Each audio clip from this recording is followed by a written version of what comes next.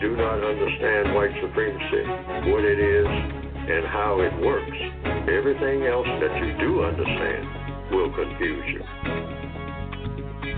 In all of these 9 areas of activity, economics, education, entertainment, labor, law, politics, religion, sex, and war. Anywhere on the planet, minute by minute, day by day, all of the time, all of the time, all of the time. I'd like to say good morning to everybody wherever you are across this concept called the United States and people from all around the world. Good morning and welcome to another edition of the Counter Racist Code Show with Mr. Neely Fuller Jr. I am your co-host, Mr. Bobby. If you are new to the program, you can and want to join the program, you simply dial this number, 516-453-9921. And depress the number 1 button if you want to make a quick comment or a quick question so that Mr. Fuller can answer it. And we would ask that you not make it a long question, but concise to the point so Mr. Fuller can understand it and then answer your question. You can also Gmail me at the numero 7, Mr. Bobby, BOBBY, @gmail.com, and I will attempt to read it. It may not be today, but at some point in time, we will attempt to read it, your Gmail. So I think those are all the instructions I have today. We do have all the books in, so that's good. Okay, let's start off today's show with, let's see here, got to do this, got to make a correction here. I said something, I don't know, a couple of weeks ago, and one of our loyal listeners, Derek, as a matter of fact, Derek Gilmore, gave me the correction on it, and of course I looked up to make sure that I was on point. And the one thing that we'd like to stress is that as you practice producing justice, you have to tell the truth. And I made an error. And I made an error when I was referring to the DMV as Delaware, Maryland, and Virginia. But he got me, he instructed me that it's actually the District of Columbia, Maryland, and Virginia. So that's what the DMV is. So if you ever hear me refer to that, DMV, it is the District of Columbia, Maryland, and Virginia. So now we are back straight. Thank you, Derek, for that correction. All righty. Let's go to the phone lines early in the morning. And we are going to go to the 223, and that would be Darnell. Darnell from New York. You're on with Mr. Fuller. What is your question? Good morning, Mr. Bobby. Good morning, Mr. Fuller. Good morning, sir. Good morning, sir. Mr. Bobby, I have a VGQ and a question, if it's okay. If it's real quick, yes, you can. All right. The question is, Mr. Fuller, I wanted to know how is it that white supremacists use racial, sexual confusion, one of the 6 major strategies of confusion, to confuse the non-white people in that manner when they are interacting with the non-white people sexually and getting married and having children and all things. How do they maintain that focus and that level of determination when, like, it could be so emotional when, like, you're so involved using that type of method? And my VGQ is wait a minute. Tuesdays Let Mr. Fuller answer Okay. that question first. Okay, Mr. Fuller. Okay, Mr. Bobby. The question is, how do you maintain yourself in such a way, your manners or your behavior in such a way that you don't get emotional? No. How is it that the white supremacists stay so focused during that process when it's so emotional and so many things involved with it? how do the white supremacists maintain their focus? Yes. When they're confusing us. Well, because they have focus. The person who is more focused will be less confused. And the white supremacists have an investment in all 9 areas of activity: economics, education, entertainment, labor, law, politics, religion, sex, and war.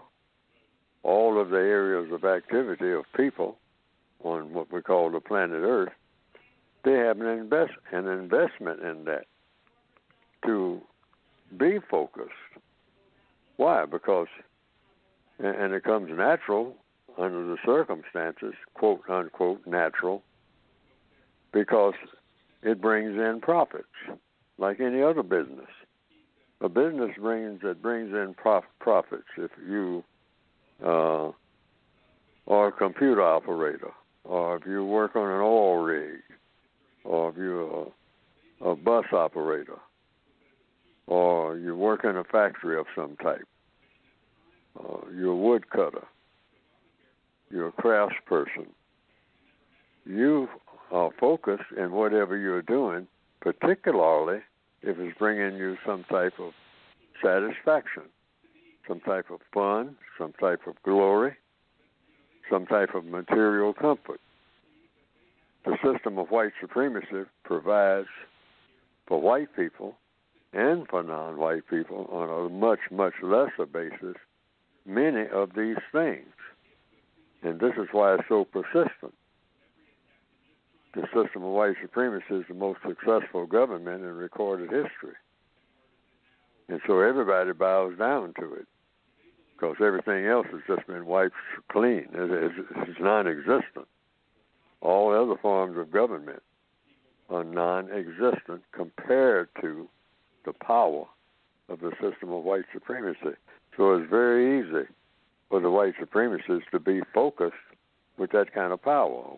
A white person is born into the system, so when they realize that they are born into that type of system, at a certain point, they look around and say, well, this is a system that's designed to mistreat people of color, but boy, look at the benefits that come out of it.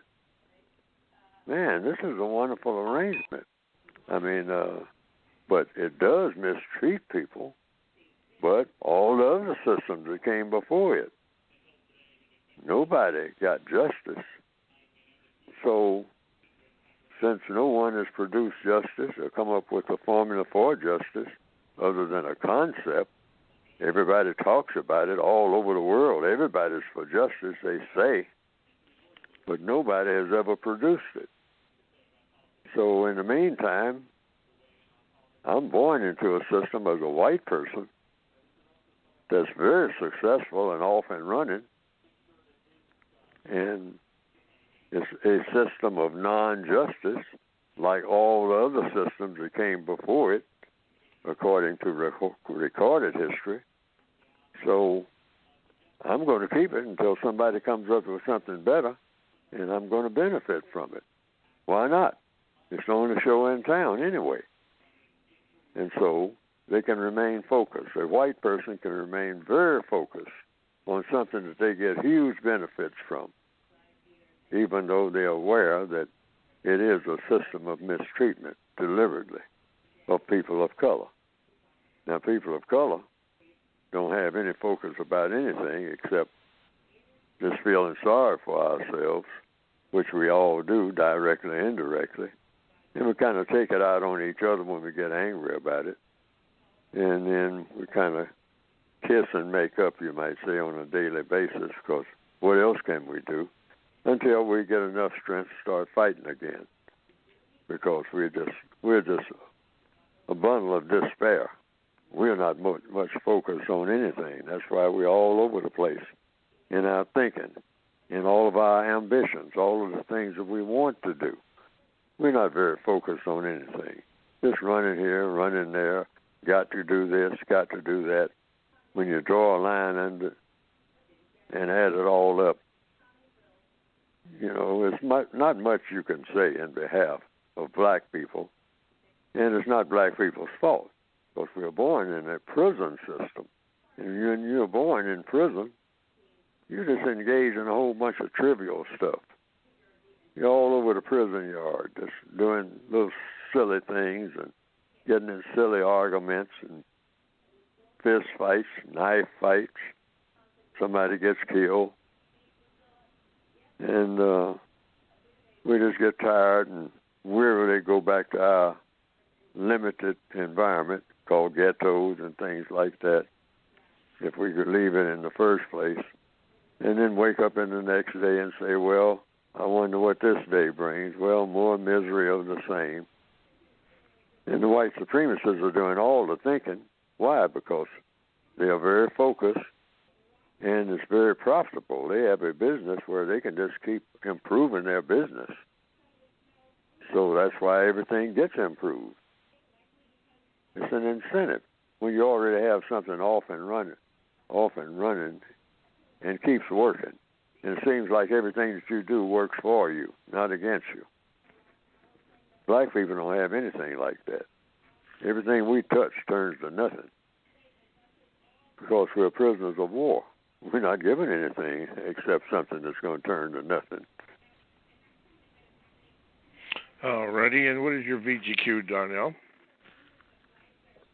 Yes, Mr. Bobby, can you hear me? Yes. What is your VGQ, sir? Oh, I wanted to say that Tuesdays from 9 a.m. to 11 a.m. is like the best part of my day. It's like a time that I look forward to.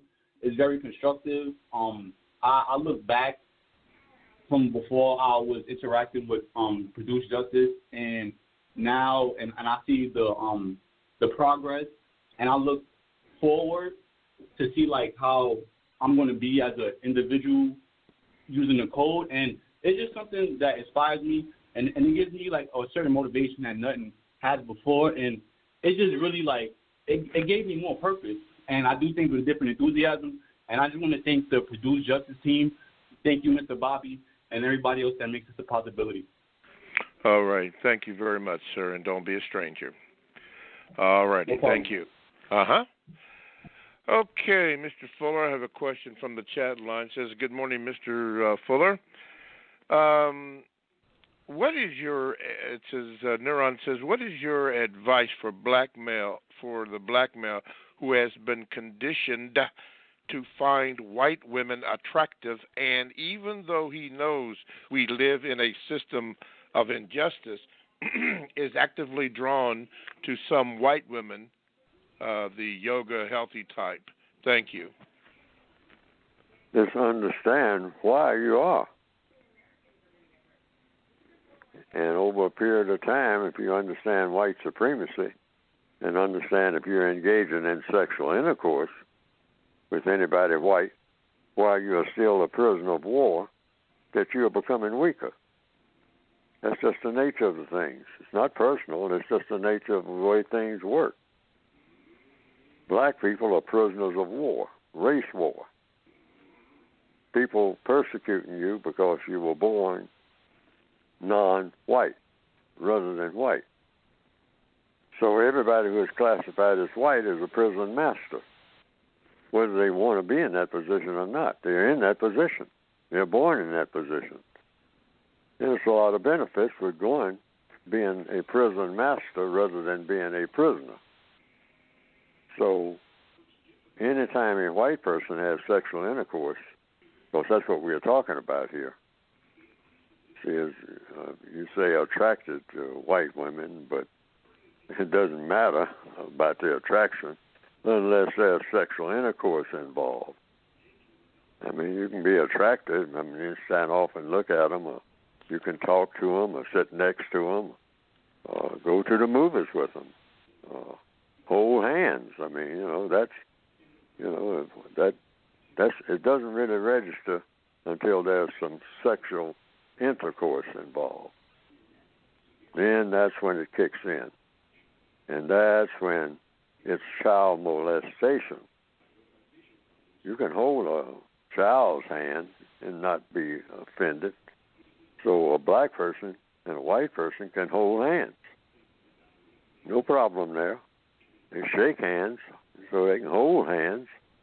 So what? But when the sexual intercourse kicks in, that's like a prison master going into the prison cell, having sexual intercourse. This is the white person with a prisoner of war, and then after the sexual intercourse, leaves the cell, which a white person can do, but the non-white person cannot follow because they're prisoners. So the white person can leave the prison and go anywhere in the world, anywhere in the universe. The black person can't go anywhere except where they're told to go. Told by whom?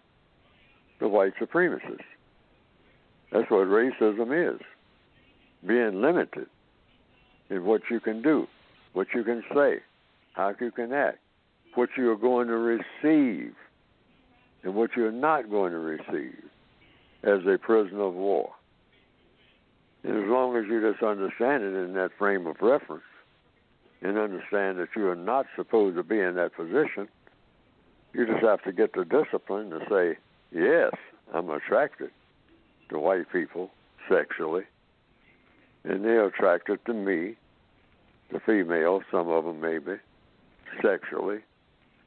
But every time I engage in sexual intercourse, and while you're in the act of doing it, think, you are becoming weaker, staggeringly weaker. And the white person is becoming stronger. Why? Because of the position that they are in the world as white supremacists, prison masters, and you are the prisoner. And as a prisoner, you're in a childlike position. So actually the white person is committing child molestation, and she should be, according to the code, looked upon as being exactly that, because that's exactly what's happening here. Sexual intercourse is supposed to take place between what? Equals. A prison master is not equal to the prisoner. Sorry about that, but that's the way it is. Okay. Not personal, it's business. All righty. Thank you. Thank you, Naran, for that question. Let's see here. 516-453-9921. Make sure you press the number 1 button and you'll get in line. I want to say thank you to Robert Gatewood and also Leon. We affectionately call him Moon Pie. They're on the controls, making sure that Mr. Fuller and myself sound as good as we have. So we just want to give a shout out to them. Tina Ruff, glad you're listening. Okay, let's go into Canada, and let's see. It looks like it's Sudi. Let me see if I can get you up here. Okay, Sudi, got you buffering here. Wait, there you go. Good morning, and welcome to the program. You have a question for Mr. Fuller? Yes, good morning, Mr. Bobby. Good morning, Mr. Fuller. Yes. Thank you very much for taking my call. Mm-hmm. My question is, Mr. Fuller usually says that if somebody deliberately and consciously choose to, let's say, kill somebody, that such individual should be obviously put in greater confinement with his quote-unquote running mate, which is the weapon that they would have choose to kill the individual, and should not be left out until they die off themselves or choose to kill themselves with such weapon. But on page 406 on the quotation section, Mr. 406 Fuller of what, sir? Oh, the extended revised edition. Okay. So it's like the fourth line before the very end at the bottom. He says, a rapist, robber, murderer, and a terrorist are one and the same. So my first question is, could he explain first what he meant as to why those 4 people are one and the same, and if the punishment for all 4 should be the same as the murderer, which is the greater confinement? Please and thank you. Okay, wait a minute. Mr. Fuller, do you have page 406? 406. Yeah, in the revised. Let me get to it right quick here because I definitely didn't understand the question. Okay. But I'll try to get to 406 right quick. Here in the book, a little slow here. That's in what section do I have that? That's in the revised expanded edition. I mean, I'm in what area of activity? It didn't say here. It's just it's. Go ahead, sir. In the quotation. It's in the quotation. Yeah, I'm sorry. I see. Yeah. 406. Okay, yeah. Wait a minute. 4 from the bottom. Right, I'm pretty close to it here. Okay. All right, I got 4. Okay, and that is 4th from the bottom. Yes, a rapist, a robber. A rapist, robber, murderer, and a terrorist are one and the same. Sure. And they have the same effect. If that's the question, are they all one and the same? And the answer is yes. A rapist, a robber, murderer, terrorist are one and the same. That's a flat statement, either true or false. So that's true. Well, why is this so? Because they are. Rapist, robber, murderer, and a terrorist are one and the same.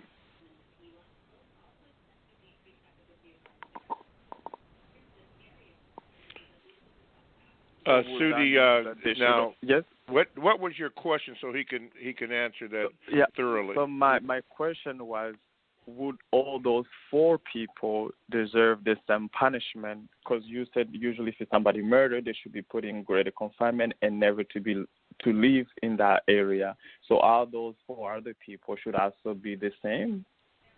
Murderer. That's the one that calls for that type of confinement. Someone who kills someone unjustly, willfully, deliberately, and unjustly. Someone who kills. One person kills another person. Willfully, deliberately, and unjustly. Which means that person who did the killing, according to compensatory law, compensatory logic, should be put into greater confinement and kept there, usually with the weapon that was used in the modern days, most likely a gun, and probably the mechanics and details will be worked out with each case. Put there with the gun, if a gun was used, with one bullet in it, and the person will be put into greater confinement, meaning what we now call solitary confinement, but it will be more solitary than it is in most cases because you'll never talk to a person again. You'll talk to one person, and that one person will be yourself because that's what you deserve. If I go out and kill someone willfully, deliberately, and non-justly, I shouldn't have done it, but I did it willfully and deliberately to satisfy something that I wanted to do. And I'm caught and convicted. I should be put in greater confinement, meaning a cell of some type, where I don't hear anything other than my own voice. I don't see anything other than darkness and a small light that shines on the entrance, say, for example, of where food is put up under a door. I give that as an example. I'll be fed once a day, an excellent meal, but once a day because I'm not using any energy. And I'm in that cell, and I don't see anything except the light that's on a weapon that is put in there with me, the one that I use. That's my friend. That's the only friend that I'm entitled to, because that's my partner in the business of killing. And I sit there and look at it every day, because the only light in there shines on that weapon, where I can always find it with that one bullet. If I get tired of my situation, I can join my partner in killing me, because that's what I'm entitled to. I'm not entitled to nothing else from then on. But I get a meal sort of as a bonus. This thing about capital punishment, in the traditional way it's done, should not exist.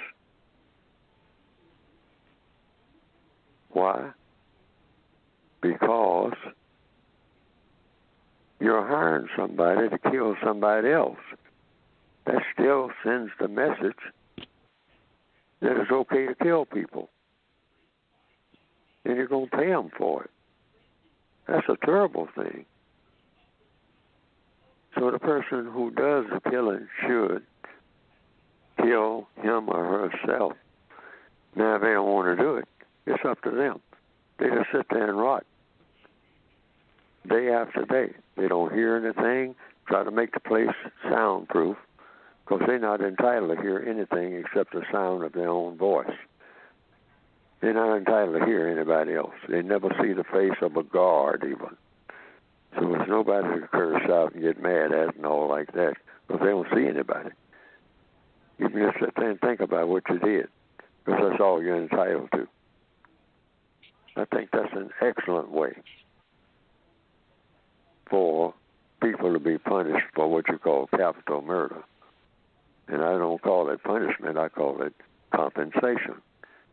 Not really punishment. You're just evening things out. You did something that you shouldn't have done on a capital level, took somebody out of the universe, so the only person you're entitled to take out of the universe now is yourself. And you should be given maximum opportunity for doing so. And that should be the law all over the world. So you don't get blindsided. Don't play little games in court. You'll be uniform.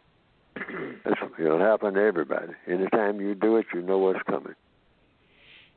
You're going to be put in a cell, soundproof, if they have the facilities for doing so. You sit there and talk to yourself forever. You're not going to have an argument with anybody, guards or anybody else, because there's nobody to argue with except yourself, which you are entitled to do that. And you can talk to your friend, which is the weapon that you use if you want to have a conversation, since that was your partner in that enterprise of killing that you thought was okay. So since you think it's okay, go with it all the way. All righty. Sudi from Canada, thank you for your question. Do not be a stranger. Okay. Coming up here on the break, you are listening to the Counter Racist Code Show with Mr. Neely Fuller Jr. Now, to get in contact with the show, just dial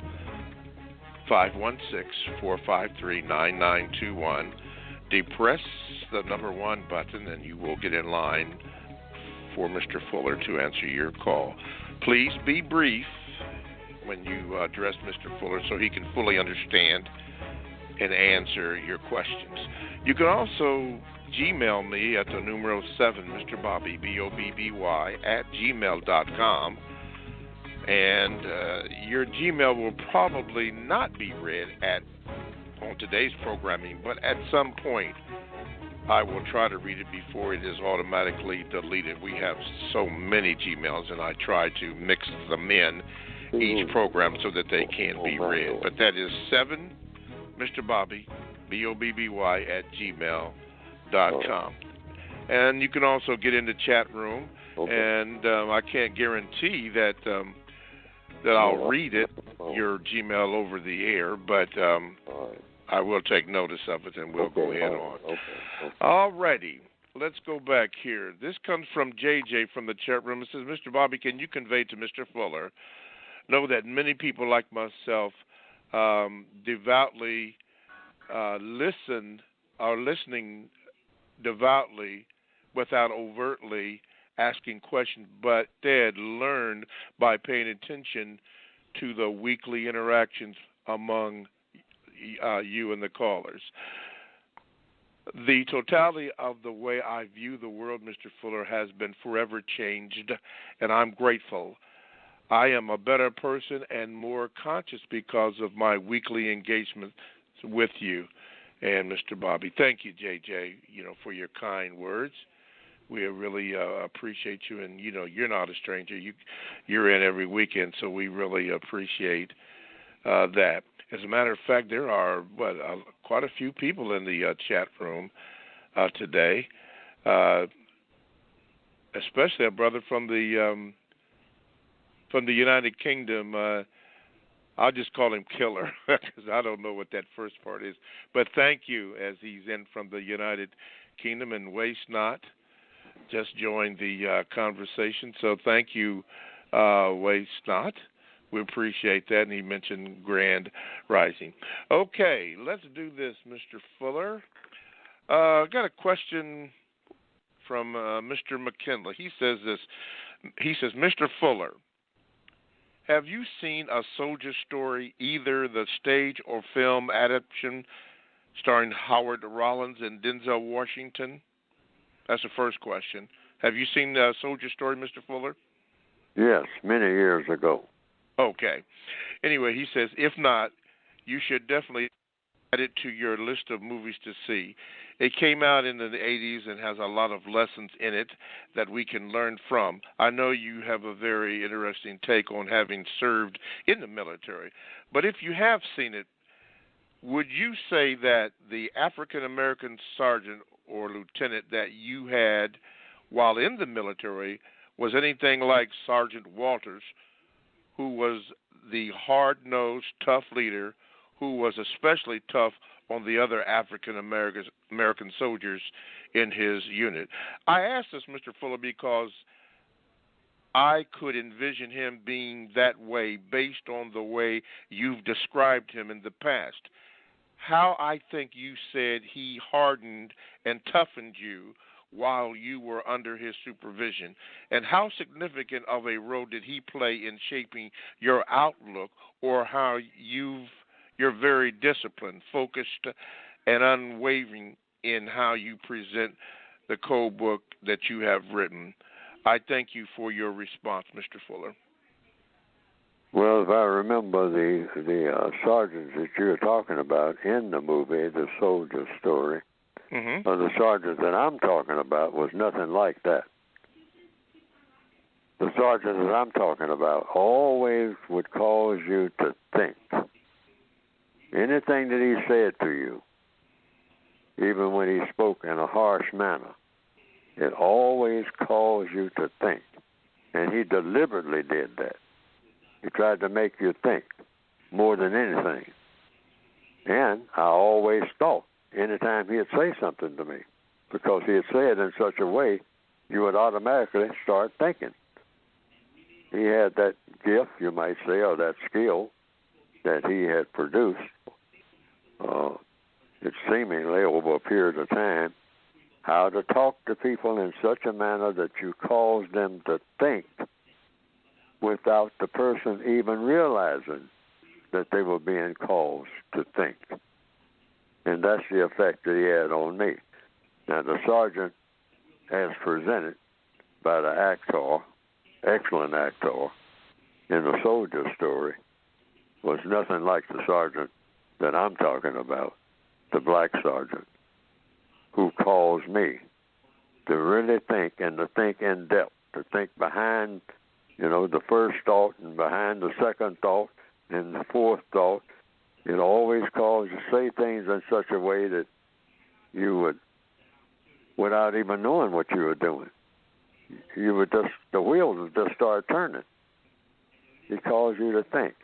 And any person that causes you, a person to think, particularly black people, anybody that you're around, whether they're white or non-white, that causes your mind to start thinking at another level that you hadn't been thinking of before in your life. That always works as a plus. That's just the nature of the universe. Because everything starts with a thought. Then comes the speech, then the action, in that order. But what people do, even when it's what they call subliminal, starts with a thought. And black people, under the system of white supremacy, traditionally was systematically taught,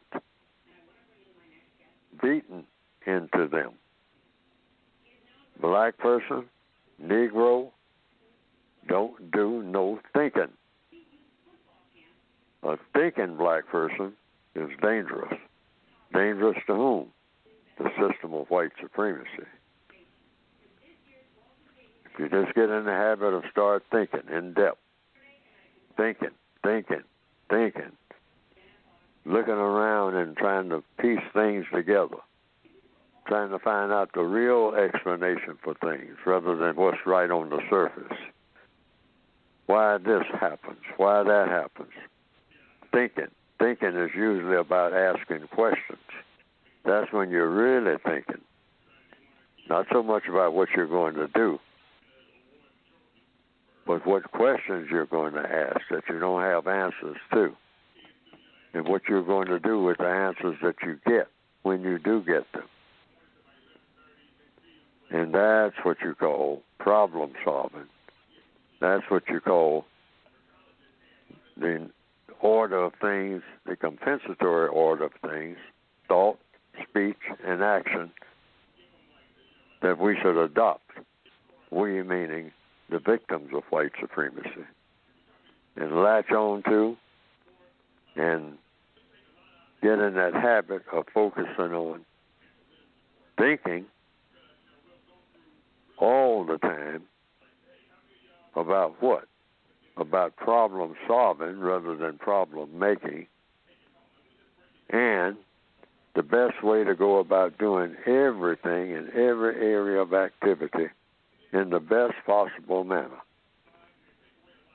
And thinking on a level of saying, now, this thing that I'm fixing to do, I'm going to try to do it in such a way it's never been done better and can never be done better.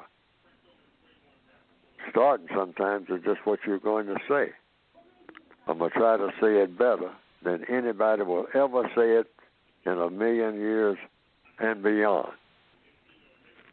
This thing that I'm fixing to say at this meeting, I'm going to try to say it in such a way it can never be said better.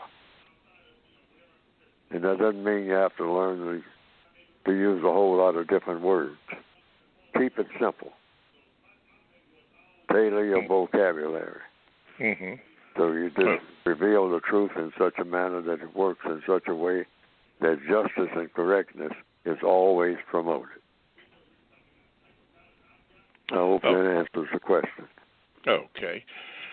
Let's go here from the chat room. It says, Mr. Fuller, understanding this system and its impact on young black children, what is your suggestion for black males who, due to divorce, will be forced to live away from his young offspring? I ask because this can cause confusion, effeminization, and masculinization of children, etc. The black male has to realize that this is the nature of the system of white supremacy. It's set up that way. First of all, you're not anybody's parent. You're just a prisoner of war. So are your offspring. So if your spouse or girlfriend or whomever is supposed to be the quote-unquote mother of the offspring, she's a prisoner of war. So you don't make that decision anyway. The white supremacists made the decision before the offspring were even produced. So when you're a prisoner of war, you're separated from your offspring. That goes with the territory. Prisoners of any type, but certainly prisoners of war. You have photographs, and you might be allowed a little bit of access every now and then, visitation rights, quote unquote, but you have no say-so about your situation, and you look at it that way. Your offspring are not yours. When you're born a slave and you have offspring with another slave, you and the offspring belong to the slave master. That's what I mean by understanding white supremacy. The system is set up that way. You're not supposed to have access to anything except what the white supremacists let you have access to. So now there are people who will say, "Oh no, that's because of your personal situation got all messed up." Well, your personal situation, including all your value system that got the argument started that made you separate in the first place, was all dictated by the white supremacists. That's what I mean by understanding white supremacy. We have a culture that is set up that black males and black females are not going to get along because the way that we are taught. By whom? The white supremacists. We are taught not to get along. We are not aware of that. The culture itself is set up to deliberately make that happen. You're going to have arguments. Have arguments about what? About money, about this, and about that.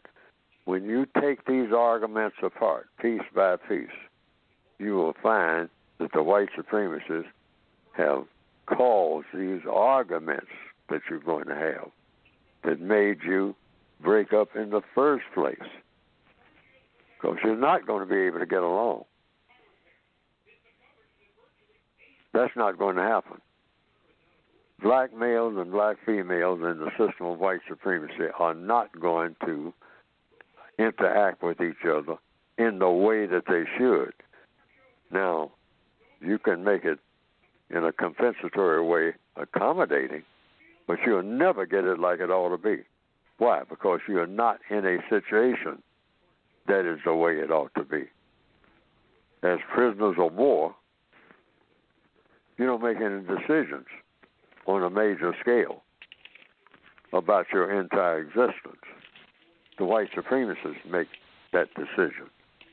Where you're going to be, what kind of roof you're going to have over your head, if any at all, where you're going to work, how much money is going to come in, if money is required, how that money will be distributed, the things that you're interested in, the things that you're not interested in, the holidays. An argument might start about how much money is going to be spent on a particular gift on a holiday that you did not set up. Somebody else thought that up. And they know how much money you're going to have to spend on that holiday. And it's going to cause arguments. Now you're in debt. That's just one thing. But I'm talking about hundreds of things in the system of white supremacy. Hundreds of things about what? Hundreds of things that are going to see to it, guaranteed, that a black male and a black female are not going to ever be in the system of white supremacy in the circumstance that they should be in. Now, once you realize that, then you can even get along better because you know it's not going to be the way it ought to be. The arguments are going to be there. And the offspring, if you're not keenly aware of how the white supremacists have manipulated all of the people involved, all of the black people, right from the beginning of the so-called relationship, the white supremacists know it's going to be a disaster because they set it up. And Yeah. so you have to be aware of that. The person who has separated, quote unquote, you were doomed to be separated from the beginning, but you didn't know it because you think that you're in charge of the situation, and you're not, because you're not in charge of yourself. So how can you be in charge of some offspring and the black lady that you paired off with, that you thought everything was going to be just fine forever and ride off into the sunset like you learned in elementary school? No, that's not your destiny in the system of white supremacy. Your destiny is a disaster. All Because right. the system of white supremacy demands it. All righty. We've come to this point where we need to discuss your book, Mr. Fuller, so have at it about your book. Yes, you can get the book that has most of the things that we're talking about. That's the basis for everything that I'm saying. I tried to say as much of it in the book as I could, either directly or indirectly. And you can get it by going to producejustice.com. Producejustice.com. And when you get to that website, you will see, maybe, I haven't seen it lately myself, 3 volumes there, but they're all the same basic book. The 1984 edition has a sort of computer design on it. That's the original. You don't necessarily need that one. The revised, expanded edition of the same book, it's called, in the center title, A Compensatory Counter-Racist Code. I have actually 3 titles for the book, but it's basically the same book. And there's an addition to the revised, expanded edition, the 2016 edition of the 1984 edition, called a word guide, showing the individual how to use words, what words to ask questions about. Because words are very tricky in the English language. And once you start thinking on the level of asking questions about the definition of each word that somebody says to you, you can get clarity. And when you have clarity, you have less of what? Confusion. And when you have less confusion, you can do most of what? Problem solving.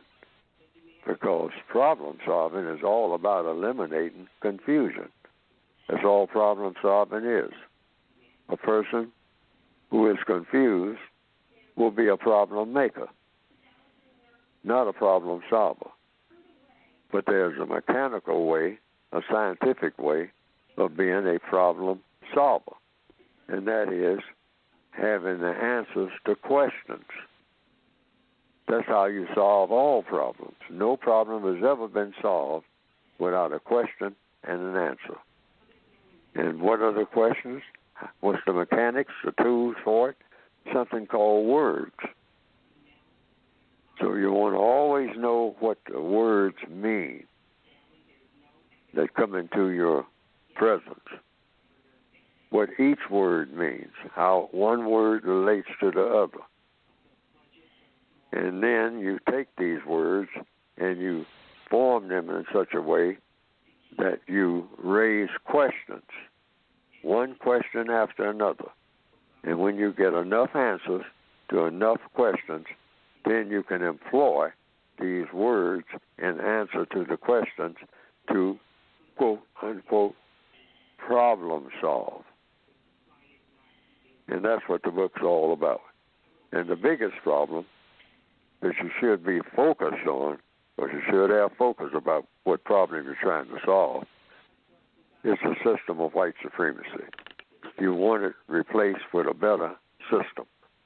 And that system, the hypothesis is, meaning the concept is, the intention is, replace it with a better system, and that better system would be the system of justice, which means guaranteeing that no person is mistreated and guaranteeing that the person that needs help the most gets the most constructive help. And the books are directed to individual persons so that you yourself become your own master of what you do. That's the concept, and that's the goal you're trying to reach. Okay. Produce Go Justice. to producejustice.com. Okay. Let's go to the Gmails. Black Rant, Mr. Fuller, wanted to know this. Can you ask Mr. Fuller what is the codified response when a suspected white supremacist accuses a black person of being racist? Oh, you start asking questions. When did you practice racism? How? Because you're a victim of racism. Victims of racism are victims of white supremacy. That's the only form of racism there is. There is no other form. Why? Because you can't have two supremes in the same space at the same time. Once you say something is supreme, that means that's the only show in town that counts. Everything else is, quote, unquote, lesser than. Lesser than what? Lesser than supreme, that's what. So you have a system of white supremacy. That's the only government on the planet called Earth. There is no other government. There are names that people call governments. There are tribes that people say are governments. There are arrangements between one person and another that people say, well, that's sort of a government if one person is telling the other one what to do. Or they are equals, quote, unquote, if they're in a situation that you can call it that. And that's a government. What exactly is a government? Well, when you look at who tells who what to do more than anybody on the planet Earth in the year 2021, most of the people on the planet are classified as people who are non-white.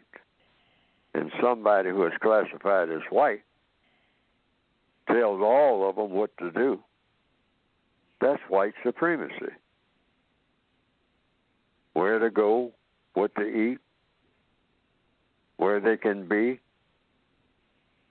how much money you're going to make, what the economic system is going to be.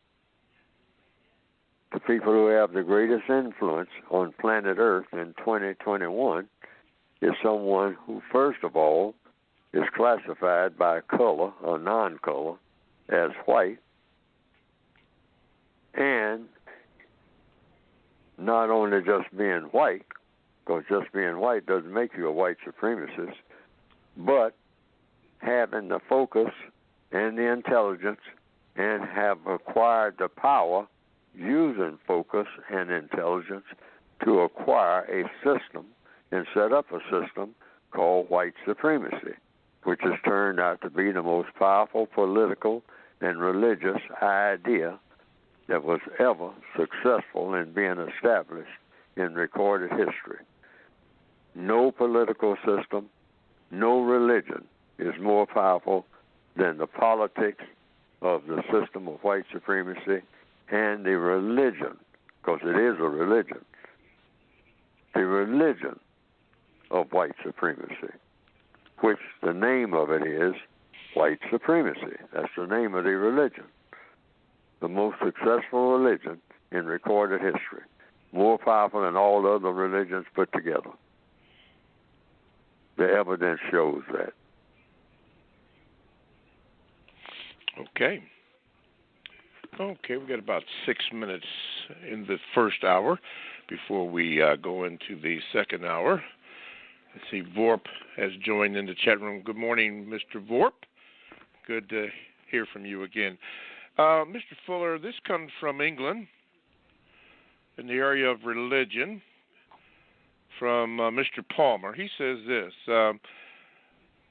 Hello, Mr. Fuller. I'm asking questions referring to page 262 on the 7th and 6th paragraph at the bottom of the page in the code book on the revised edition. The question was, if I'm quiet continuously if I am quiet continuously in order to do constructive thinking, how do I know the, quote, messages, end of quote, from, quote, the source of all power, end of quote, has entered my motivational processes so I can achieve a constructive result through problem solving? By following whatever, if I understand the question, by following whatever you receive in the way of information, which is what we're talking about, and you carry out, use that information that you have received from any source in such a manner that the problem is solved. Then you know that that was the correct source for the information. It proves itself. You just do whatever it is that you think will work. And if it works, problem is solved. Make sure that you get a constructive result. Because if you don't get a constructive result, that means you're going to get a non-constructive result, which means now you have the same or another problem or a host of other problems. So constructive results is all the result of understanding what you're dealing with and finding all of the things you need by asking questions of yourself first and then of others that can be of some help, getting the correct answers to questions, and problem is solved, because problems are solved by getting the correct answer to questions. That's all. But you first have to make up your mind what it is you're trying to do. If you don't have that in focus before you even start, then you're going to be confused. I don't care what you do. And confusion is not problem solving. What is it you're trying to do?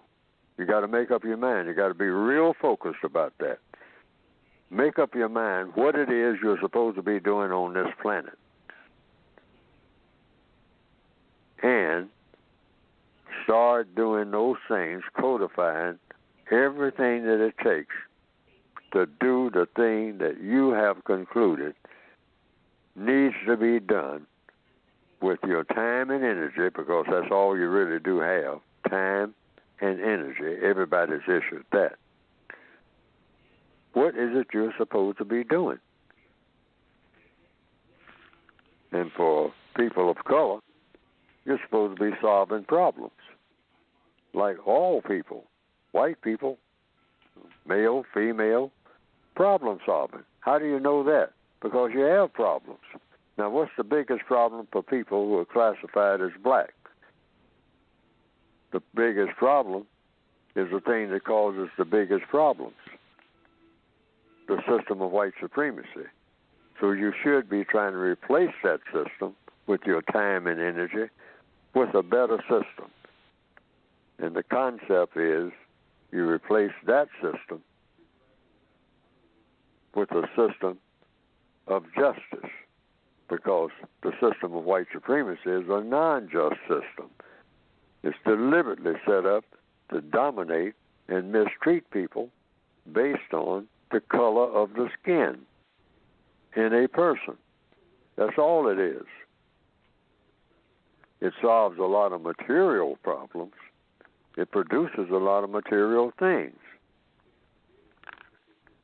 But it causes death and destruction and warped minds everywhere among people who have color in their skin. And it deliberately does this.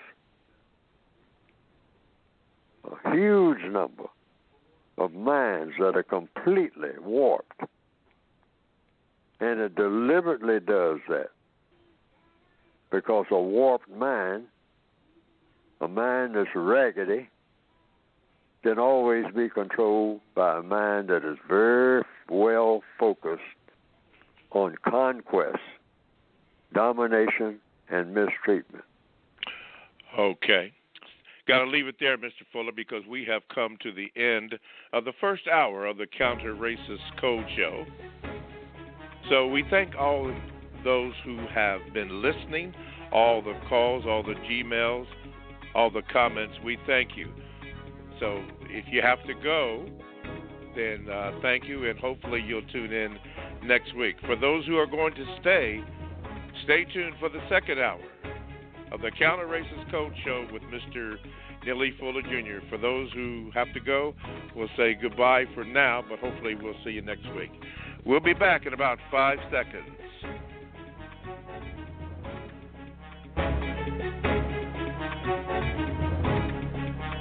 Good morning to all over the world. Good morning.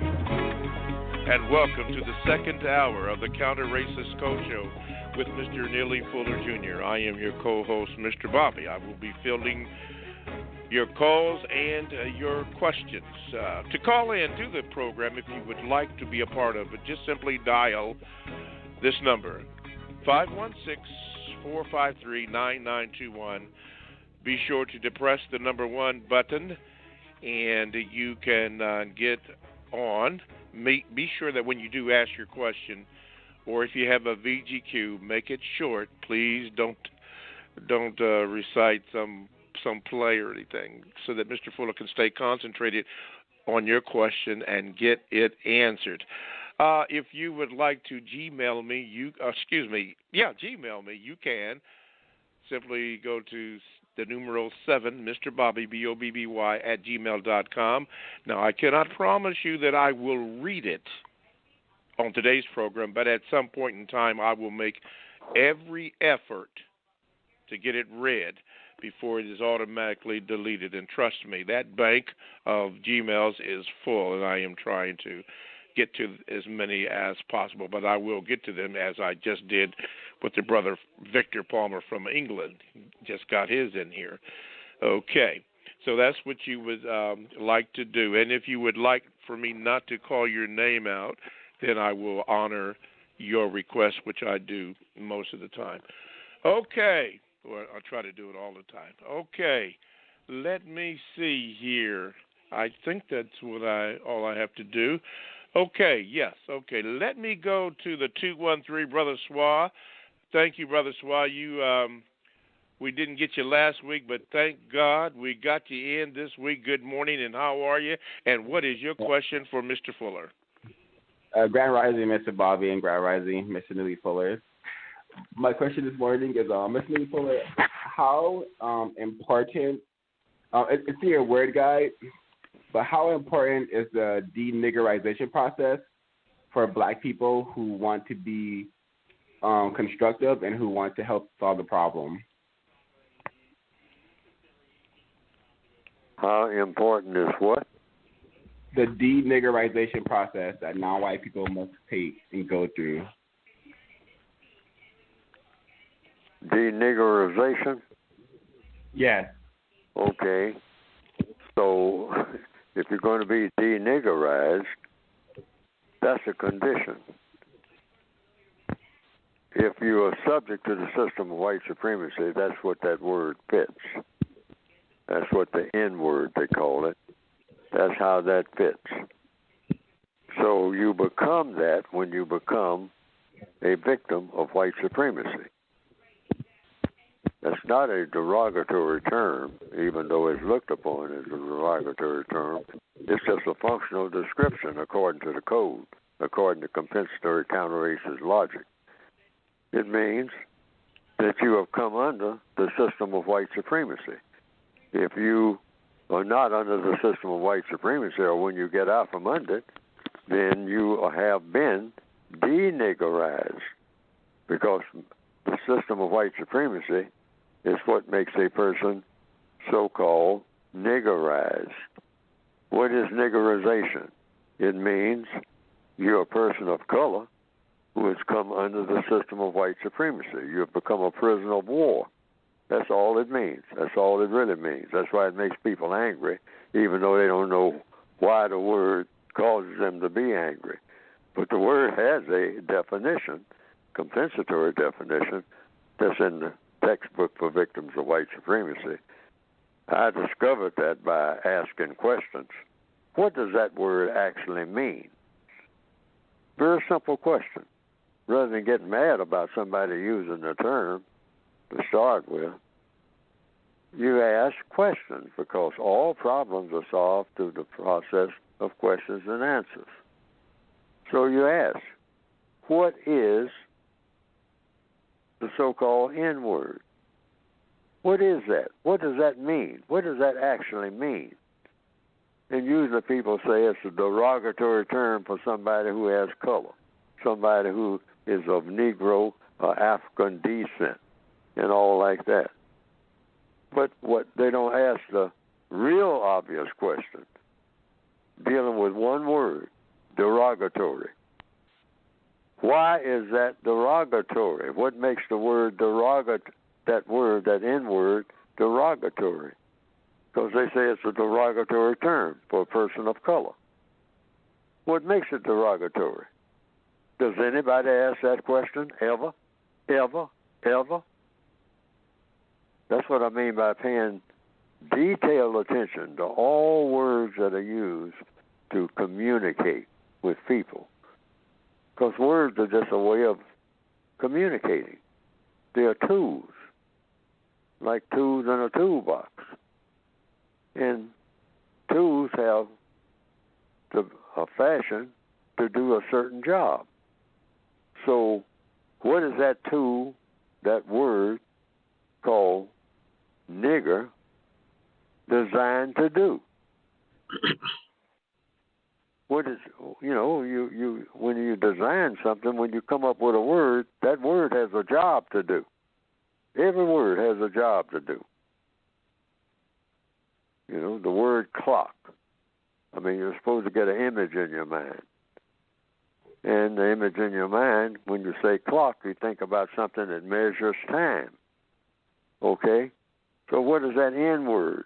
What is that supposed to do when a person hears it? Black people used to say it's the magic word because it means it's time to start fighting now, if you're getting it from a white person. Oh, yeah, you foam at the mouth and start swinging and shooting and cursing and all like that. Why is that so? The code says anybody should be able to call you any kind of name.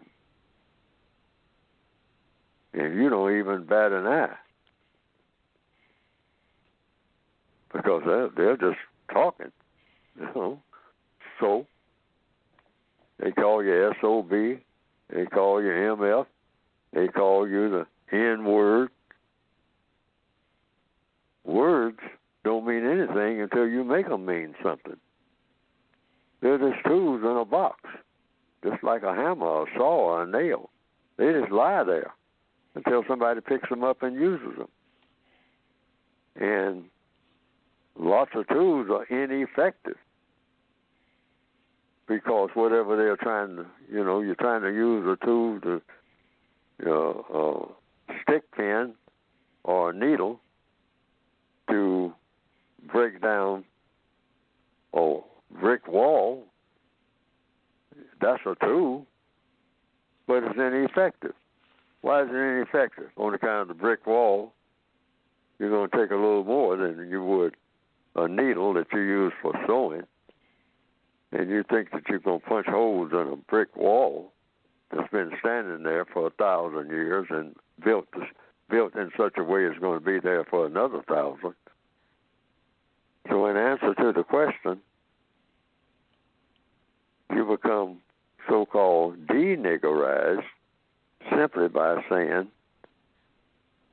I'm now free of the system of white supremacy. Because as long as you are a victim of white supremacy, and that's what I guess, in essence, what makes people functionally angry about it, without them knowing why they are angry, except somebody called them that name, but they don't know what the word really means, except it's supposed to be derogatory. But you can't be that, and you will be that, though,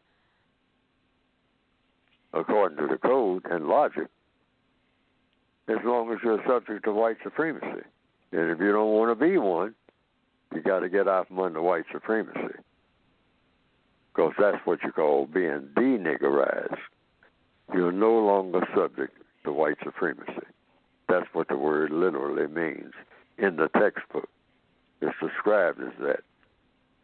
You're no longer subject to white supremacy.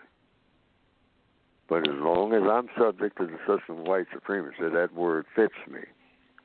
I shouldn't get angry about it. I should get angry about my condition that makes me that, because that's a condition. You're not an N-word because you're black. You're the N-word because you're subject to white supremacy. Once you're no longer subject to white supremacy, you've been deniggerized. Niggerization is being put into the system of white supremacy and kept there. Then you become niggerized. To be deniggerized, you get out of the system of white supremacy and get into the system of justice, which you will produce in order to do that. That's why it's important. Don't want to be a nigger? Get out from under the system of white supremacy. Then you're not nigger no more. Because that's all a nigger is. A person who's subject to the system of white supremacy. According to what? According to logic. That's the only thing the word could mean, to mean anything at all. Think about it. All righty. Thank you, Suave. Thank you for your question, and I don't have to tell you to not be a stranger here. Okay, here. Don't forget that when you do call in, please, ma'am, please, sir, give your name and your address. Excuse me, no, not your address. Give your name to the producers and the phone people so that they can punch it in on the screen. Mr. Fuller, this is one of the more controversial things that you talk about from time to time, and it has been brought to attention again. A comment that you have made many times. I've heard it, and some have, some haven't. But it's about the white man's anus being the new vagina, replacing the black vagina. Can you clear that up for those or address that rather, for those of you who haven't heard that in your statements concerning that? The white male anus is the new black vagina here in 2021.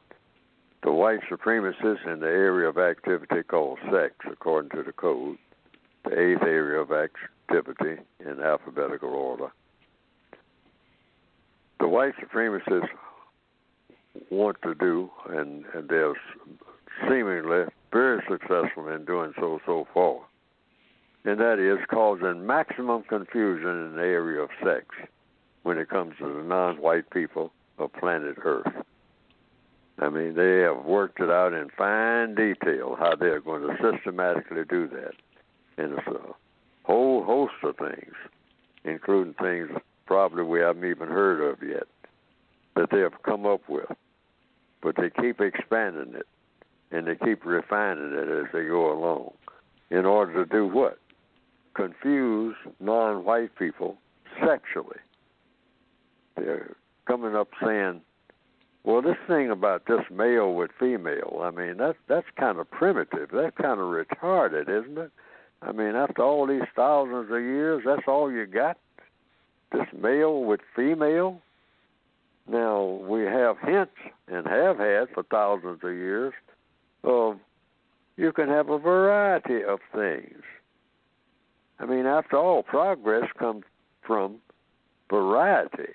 Isn't that true? And then everybody thinks about it and say, well, yes, I mean, scientifically speaking, that is true. I mean, all progress comes from people thinking outside the box. Yeah, well, that male-female thing, that's a box. You just don't want to limit yourself to that. I mean, you're going to be primitive. You're going to be backward forever. I mean, you come here with a limited number of things. Everybody's born with a limited number of skills, a limited intelligence, but you grow. So what you black people need to do is grow in the area of sex. So you need to try some other things now. You just need to think on another level, maybe of 2 or 3 dozen levels. So one of the things that they're saying in reference to what was just said, the white male anus is the new black vagina. They're saying just that. They're telling black males that, hey, what you need to do is get you a white partner who is a male and compare the black female vagina with the white male anus and opt to try a little of that, white male anus. And maybe you can get to like it better than you like the black female vagina. Because our scheme in the system of white supremacy and the expansion of it and the refinement of it is to destroy the interest that non-white people have in the black female vagina, so the black females in desperation will recoil or they will react to it in such a manner. That will be one of the manifestations of this plan that they have of what you call maximum confusion, sexual confusion among non-white people. Get that black female saying, well, you males are not interested in my vagina except just to have some babies, which you immediately, as soon as you have them, you take off and go somewhere else and get some babies somewhere else. And so you're telling me that I'm worthless, and so we will set our own value on our vaginas.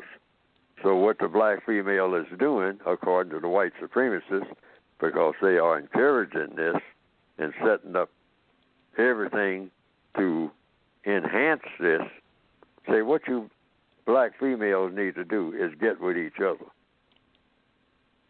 and see if you can do something with each other's vaginas, respectively. All you black females, and we will help finance it and push that. Black female gets with another black female, or a white female for that matter, and they see what they can do with each other's breasts or vaginas or whatever it is that they'll be doing. Why? Because you're obsolete. You black females, your vaginas are obsolete. It's like you don't have vaginas anymore, like they've been sealed up. So that leaves the black male looking for something that remotely might look like a vagina, makes him feel like he's in a vagina. So we're offering him the white male anus. All right? And they're doing it right in front of everybody's face, all over the world right now. And nobody's saying what I'm saying. This is a white supremacist thing. And you say, well, no, I mean, this is just opening up people's minds, to new ventures and whatnot when it comes to sex. No, all the evidence shows this is aimed at non-white people because they pile all kind of money behind this type of thing. See, that first area of activity, that's where the money goes. You want to make a movie about it, anything like that. You want to build up some black male to go chasing after a white male's anus and ask him how much money does he want. Make a movie or whatever. Go on the stage. March up and down the street. That's what they're doing. And we're walking right into that. Eyes wide open. And can't see it. Can't see that this is just a massive, insidious, super destructive plan of the white supremacists to cause what? Maximum confusion in the area of sex, because they know that if you get enough confusion in the area of sex in anybody's mind, you can manipulate that person in all the other areas of activity with maximum ease. And all the evidence shows this. And that's what that means. That's what that means. The white male anus. Now, that's not the only thing they're doing. They're doing all kinds of stuff. To keep what? To keep the black male and the black female from ever becoming universal man and universal woman. Mm-hmm. The use of sexual confusion. Yes. Okay. They don't care how they do it as long as it causes confusion. Yes. Okay. Before I go to the Dallas area, question on the chat room was this. This was a question. Who was the guy that dreamed up this diabolical white supremacy system? I don't know. Okay. I've heard that white supremacy began roughly 400 to 600 years ago. But then there are some scholars who said, you're not talking about white supremacy. White supremacy began way back during the height of the Roman Empire, which you're talking roughly around 2,000 years, maybe 4,000 to 6,000 years ago. Different people say different time frames. My answer is because different people are saying so many different things, I say I don't know. I don't know the exact moment because that's when it started. When somebody got the idea to do all the world's business on mistreating people based on color in all 9 areas of activity. Because somebody came up with that idea, and it turned out to be the most powerful idea for dominating and mistreating people ever conceived in recorded history. Because I haven't seen a record of exact moment, what committee or what person that happened to be sitting looking out a window, it might just started with one person, that idea. Let's do all the world's business on the basis of what color the skin is. How about that? Somebody thought of that. Otherwise, we wouldn't have it now. See, there's a beginning for everything. You have a system of white supremacy in place. We know that. And it's been in place a very long time. But when it began, the exact moment, committee that got together, was it this one person, presumably white, that just suddenly one day just said, hey, we got all these different tribes, and we got this, and we got that, and they call it by different names, capitalism, communism, socialism, royalism. We got all kind of names for all kind of interactions between people. Why not do all the world's business on the basis of what color somebody is? And everybody who is classified as white will be superior or be in a supreme position in all areas of activity over everybody who is classified as non-white. And somebody probably said, well, do you think that will work? I mean, how long will it take to get people to buy into that? And presumably, somebody said, well, we don't know. We can try it. We've tried everything else, and everything else doesn't work too well because we're always fighting and going on. We need something that works kind of smooth. So they came up with the idea of white supremacy, and it turned out to be the most powerful of all the ideas for getting things done by mistreating people. Most powerful. Nothing is proven to be more powerful than racism, and more powerful than racism in the form of white supremacy. No government ever has proven to be, no religion has proven to be in recorded history more powerful in the shortest amount of time. Didn't take them long. Once that idea caught on, domination and mistreatment of people based on color, it spread quickly. And it spread not only quickly, but with absolute super force. Nothing, royalism, so-called communism, whatever that is, so-called capitalism, whatever that is, socialism. I've never understood any of those words, but I do speak about them in the textbook. You know, and mention about what questions they ask about them, because they don't have clear-cut definitions. When is a person a capitalist? What makes a capitalist? What makes a person a communist? And what's the difference between communism and socialism? They say socialism leads to communism. Well, what's the difference between the two? Where's the dividing line? How many people ask these kind of questions? And then you got the different religions and whatnot. What makes one religion similar to another? Where are the dissimilarities?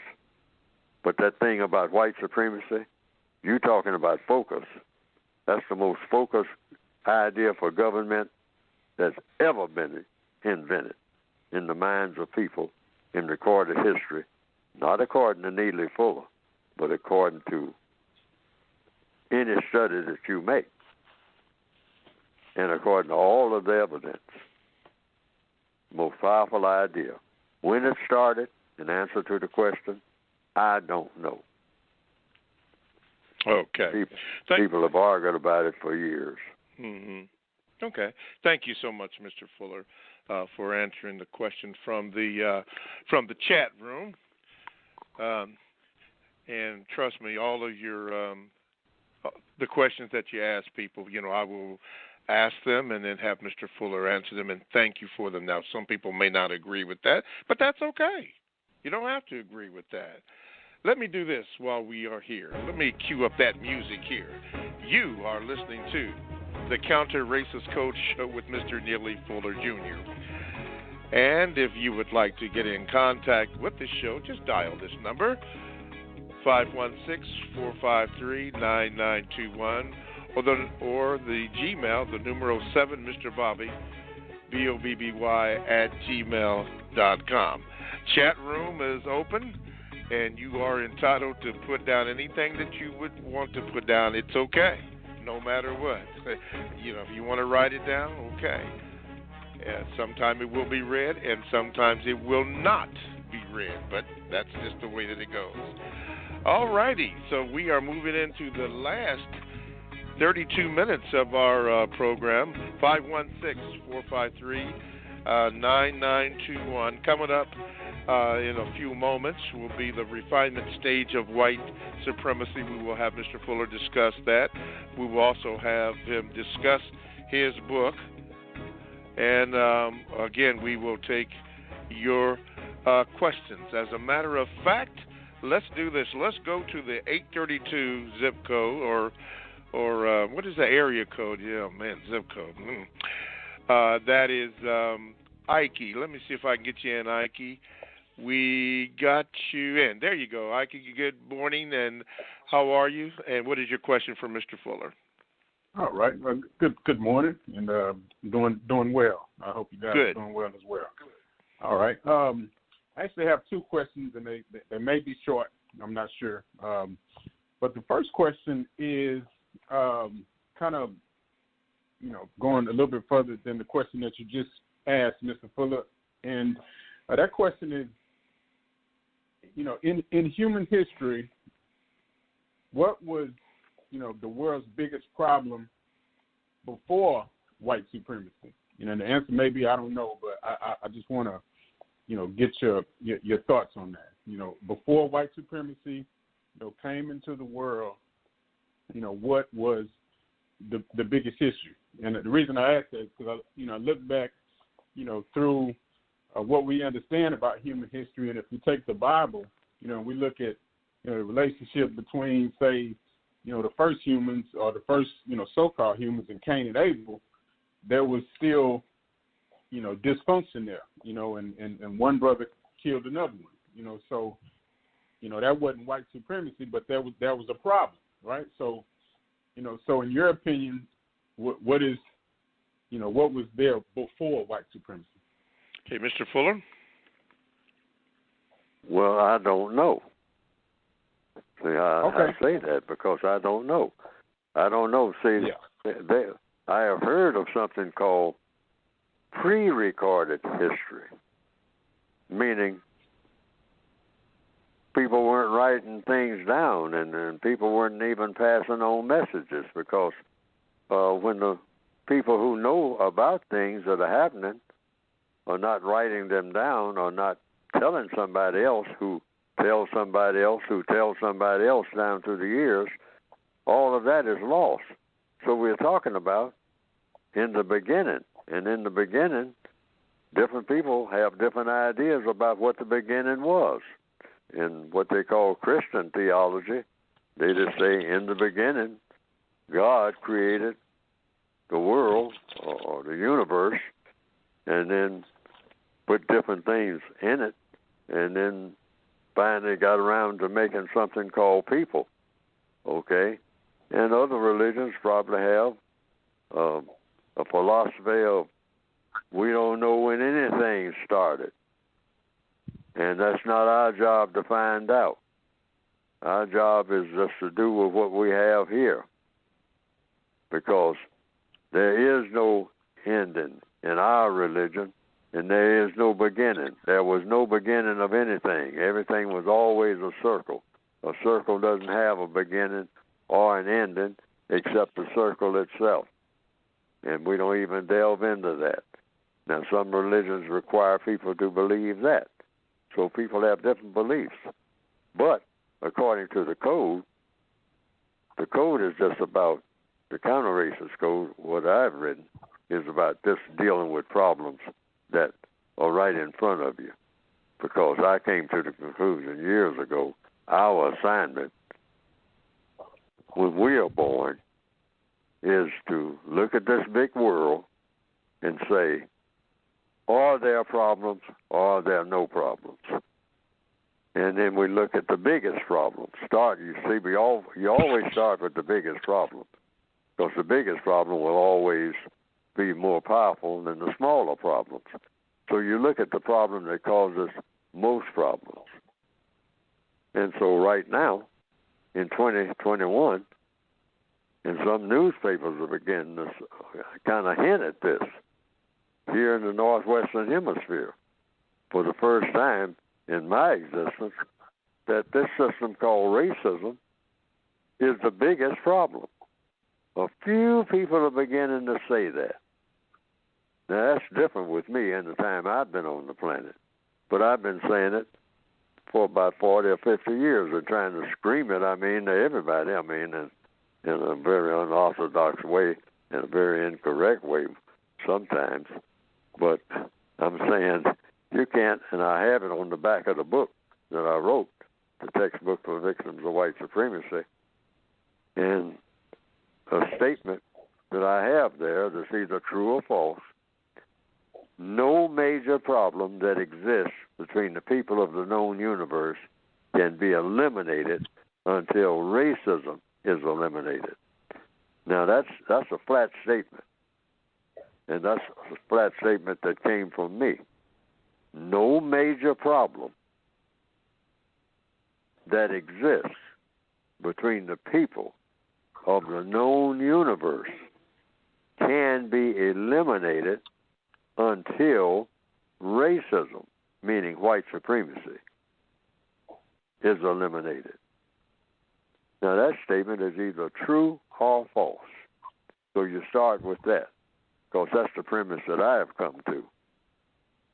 See, I don't know when the first problems came up among the creatures called people millions of years ago, because there are some people who call themselves historians or anthropologists who say that, how long have people been here in the form of people? What people call human beings. But the code says there's no such thing as a human being, because you can't have humanity in a system of white supremacy. That's impossible. Human beings do not practice non-justice. But see, that's just my spin on the word human. Okay. So I say that, hey, so, okay. But in answer to that question, I don't know about when it all started, but I know that logically speaking, we are here to solve problems, and you start with the problem that's right in your face. and the biggest one, because a lot of problems are out here. But you start with the biggest one and then work back to the small ones. All right, thank you. What was your second question, quickly, Ike? All right. Okay, and the second question is, when it comes to your work, I think the statement that always leads the program is, if you don't understand white supremacy, then everything else will confuse you, right? So, from your mouth, what is your work aimed at more so understanding white supremacy or action, to create this system of justice? So is it more about, just understanding this thing called white supremacy, or, is it more about action? And if so, if action, what is the action? Right in the code book itself. What we do each and every day. And all through the code book. That's what it's for. It's for doing both. You can't solve a problem until you first analyze it. I mean, any scientists, the people who are working on the virus right now, they know that. I mean, they say, first of all, we got to find out something about how this thing works. And it's the same way with all systems. A virus is a system. So there are political and religious systems, and there's one called the system of white supremacy. So the first thing you do is figure out, how does that system really work in all areas of activity, not just in some, because you got to cover all areas, because it is poison all areas. What areas? Well, economics, education, entertainment, labor, law, politics, religion, sex, and war. The system of white supremacy has taken over the black people of this planet in all of these areas of activity, economics through war. So my book is about, first, figuring out how that system is put together and what it does and the effects, and then making suggestions about how the individual person, by what he or she does each and every day, right there in the textbook, will do in each one of those areas to take that system apart. So in answer to the question, the book is designed. This book that I'm saying you get by going to producejustice.com, designed to help the individual. I'm talking about just one person, each person, every person who is classified as black and are non-white on a daily basis of what to do and what to say and what to not do and what to not say in order to take the system of white supremacy apart day by day. That's what the book is for. I mean, if you look through the book, that's what it's about. It may not look like, by using what you read will help you to do this, but I've had people say that they have tried some of it and it worked, because I've tried some of it and it worked. Otherwise, it's got no business being in the book. In answer to the question, it's designed to analyze the system of white supremacy, saying what it is and how it works, not dealing so much with how it got started, because I don't know that. But you don't have to know how or who or when or the exact minute that somebody made a motor car or a motor scooter for you to get in the car or get on the scooter and ride. I mean, the car is there. Now, you don't have to go into the whole history of the car.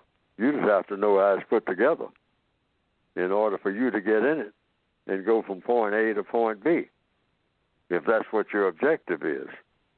So I'm saying it's not so much important of when it started, the system of white supremacy. What is important is how it works. Okay. Thank you, Ike. Don't be a stranger. And thank you, Mr. Fuller, for answering his question. Let's go back to Swa. Swa, let me get you back in here. I think I know what you're going to do. There you go. There you go, brother. Go ahead. Do your, wait a minute. There we go. All right. All right, go ahead, Swa. Hello again, everyone.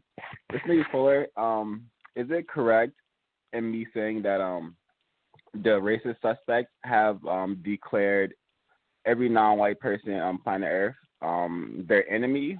And if so, how can a person who has who has been declared an enemy by the racist suspect, how can they act accordingly? They react. We're forced to react by submitting to it, as we have been doing, because we're forced to submit to it. But in that submission, like prisoners of war, keep your focus on that's what your status is. Prisoner of war in capital letters. And prisoners of war should always think about not being prisoners of war. That's a duty. So that means you have to eliminate the prison. So the textbook for victims of white supremacy is supposed to be designed to help you to eliminate the prison and establish something better in its place. And that something better than white supremacy would be, logically speaking, a system of justice. And what is a system of justice again? Guaranteeing that no person is mistreated ever in any area of activity. And also guaranteeing that the person who needs help the most gets the most constructive help each and every day, each and every minute, all over the world. That is the aim. Nobody being mistreated, and everybody who needs the most constructive help gets the most constructive help in the order of need. Now, we understand that principle, that last part, just by an illustration I often give here on the podcast. People pull over when they hear the ambulance. And it's very inconvenient for the people who have to pull over and let the ambulance by. But people have sort of agreed, made a social contract, that that's the procedure that works best. Why? The person in the ambulance, you figure, car accident or whatever, drowning or whatever, being rushed to the hospital, that person needs help the most. The other people on the highway do need help. You need help. You're on your way to work. That's help. But you pull over and let the person that needs help the most by. All right? Then you pull in behind the ambulance. It's kind of inconvenient to do that. Now, this type of concept should be spread all over the world. You make sure that the person that needs help the most gets help the most first. Then you work back to the person who needs help the least. That's the concept of justice. And in the process of doing this, though, you don't mistreat anyone. You got to have those two guarantees.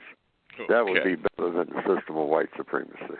All right. Thank you. Thank you, Swab. And yes, sir. All righty. Thank you so much. Let's see here. We have 15 minutes and 40 seconds, so let's do this, Mr. Fuller. Since you mentioned justice, and we will get to the refinement stage of white supremacy. Mr. Fuller, I saw an article, I think it was yesterday, about manuscripts found in so-called Africa that showed that black people were writing and recording history 800 years before the so-called historians ever thought people in Africa were writing. Did you, or have you heard or seen anything about that particular article?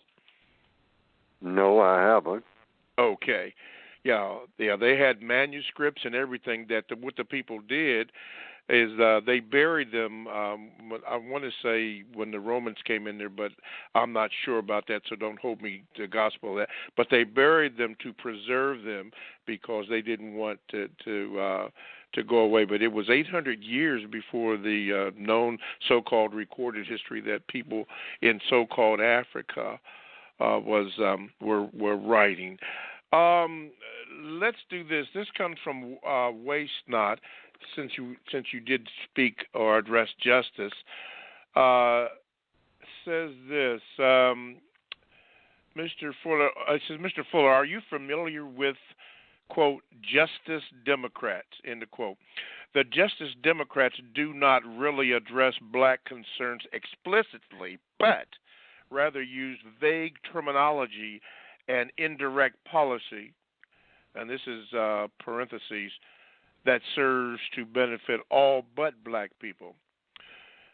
Question in here, does the path toward universal man and woman require that the classification black need to be eradicated?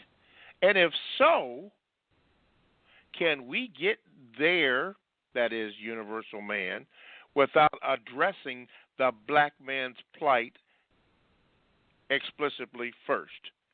So let's go back to the first question. Have you heard of the Justice Democrats, Mr. Fuller? No, I have not. Okay, neither have I. Okay. Okay, and then they said that they use, whoever these people are, they use terminology that benefits everybody except black people. Okay, now, it says this. Does the path toward universal man and universal woman require that the classification black need to be eradicated? No. Okay, and if so, can we get okay, explanation as to no. Why you say no? I say no because people are black. You recognize anything for what it is. Mm-hmm. Codification is pure, very pure, always revealing what? The truth. If something is green, if grass is green, I mean, you can come up with any type of term for it. You might say gray is green, I mean, green is gray. I mean, you might want to switch it around. But it's just a way of describing something. There are people who, when you look at them, they look like they're black. So that's what you call them. And you can be black and be a universal person. You can be black and be a female, a universal person and be a female, and black or white. You can be a universal person being what? A number of things, a cook, a bus driver, and be a universal person. What is a universal person? First of all, one of the requirements, it'll be a whole bunch of requirements because we've never tried to seriously produce universal people. Nothing in recorded history that I know about. And that is people who are totally in tune with the best that there is of the universe. In other words, in lockstep with everything that is what? Constructive, and with nothing that is non-constructive. That should be the goal. So you can be black and should be and be constructive. You can be white and be constructive. Just be constructive, meaning what? First of all, you practice justice. Now, people are talking about looking up ancient this and ancient that and the history of the world 10,000 years ago. The criteria is still the same. Was anybody being mistreated? And that's the criteria. Yes. And was everybody getting the help that they needed? I don't know of any situation in anything I've heard of in recorded history, in all the records and old, archives and all like that. I have never heard anybody describe a situation where justice was the situation. Okay. Nobody was mistreated. And that everybody who needed help got that constructive help. I've never heard of any society that has ever done it. I've heard of a lot of societies that said they were trying, but trying ain't doing. Right. Yeah, their evidence proved that right there. The evidence. Okay, let's see here. I got everybody, especially those that are new, stand to help you understand that you are truly a victim. You need to get the book. The book is called The United Independent Compensatory Code System Concept by this gentleman I'm speaking with right now, Mr. Neely Fuller, Jr. And you can get the book by going to producejustice.com. That's producejustice.com. And it will tell you that it is a textbook workbook for thought, speech, and or action for victims of racism, white supremacy, by Neely Fuller, Jr. You need to get that book, producejustice.com. One more time, producejustice.com. Mr. Fuller, would you like to add a word before I get to these last two things? Yes, and the book is directed toward the individual person. Now, a lot of people are talking about different organizations and all like that, and that's fine. But this book is about what you as an individual can do and should be doing, suggestions, that's all they are, each and every day, wherever you happen to be on the planet, if you're classified as non-white, black, brown, red, yellow, as a victim of white supremacy. If you see yourself as being that, this is a book that's supposed to be designed to tell you what to do and what not to do, what to say, what not to say, each and every day that you're on the planet in the system of white supremacy. That's what the book is designed to do. Yes, Get sir. it by going to producejustice.com. All righty, good. Now, let me get to this here. And you are welcome, Waste-Not. Thank you. David, I'm going to get to you right after this. Mr. Fuller, people have asked this particular question. What is the refinement stage in this system of racism, white supremacy? What does that mean? The refinement stage means like you refine anything. Refinement is the last stage. Like if you're building a house, first thing you do is put in a foundation and whatnot, whatever you do, whatever someone says. If you're going to build a house, what's the first thing you do? Well, the first thing you do is make a plan, some kind of blueprint, and you figure out where the location is going to be and all like that. That's what you call the establishment stage. And then you move to the maintenance stage of the house. In this case, the house would be the house of white supremacy. So you establish your foundation. Make sure that it's good and solid, whatnot. What your basic plan is after you get your location, the location being the planet Earth, if you're going to have a system of white supremacy. Okay. Then you go to the second stage, which is the maintenance stage. You maintain what you have established. All right, you got your plumbing all in there and whatnot, but you know anybody that knows anything about plumbing, you have to have some tools and whatnot to maintain the plumbing, because something is going to go in error. The electrical system is going to get out of whack. The lights are going to go out and all like that. So that's what you call maintenance. And maintenance is also cleaning. You clean up things. I mean, because you come and go all the time, things get out of order, so you have to do some cleaning. Things are put where they shouldn't be. So you clean up. So that's the maintenance stage.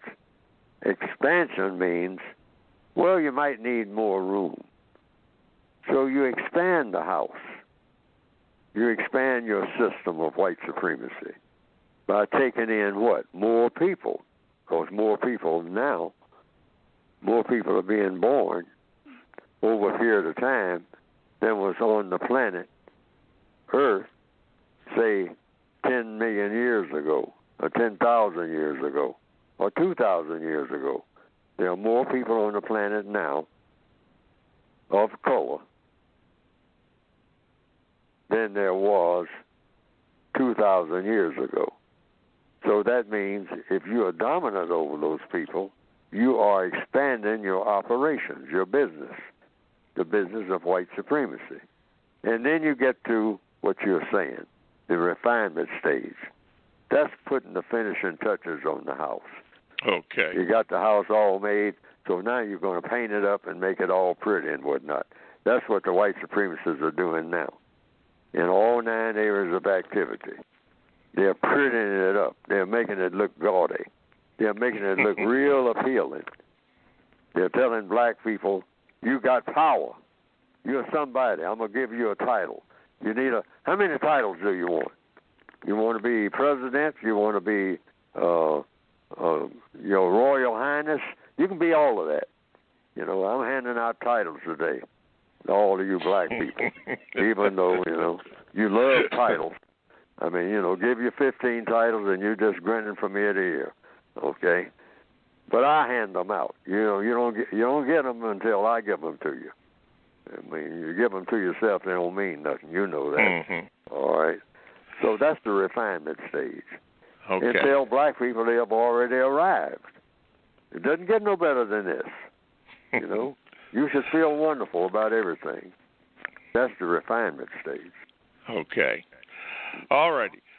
David, now this is what I'm going to do. I'm going to get you in, David, here. However, we only have about 3.5 minutes, so what I'm going to do, I'm going to get you in, and if it's not enough time, we'll put you first for next week. Okay, David in the 937 here in Ohio. Go ahead, man. You're on the air. Hey, how you doing there, Mr. Bobby?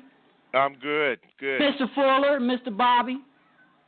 Good. I'm still I just wanted to say real quick here, I wanted to thank Mr. Fuller for everything that he had put out on the airwaves to help victims of white supremacy.